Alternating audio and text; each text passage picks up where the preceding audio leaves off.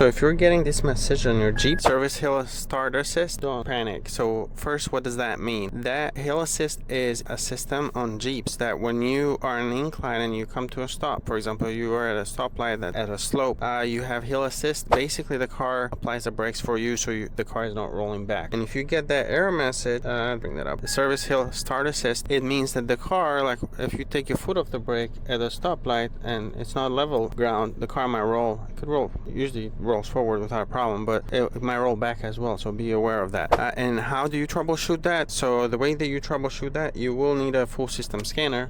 Here we have the Mechanic scanner, for example, and then what you'll do is you'll go to diagnostics, you'll go to anti-lock brakes here at the bottom, then you'd go to read codes, and this will tell you what's going on.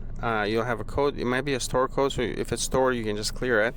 But common problems that trigger that warning light include bad ABS wheel speed sensor, defective brake glass switch, also could be steering wheel sensor needing calibration, things of that nature. But you don't need to guess. You get a full system scanner and figure out what's going on. Thank you for watching. You can be the mechanic.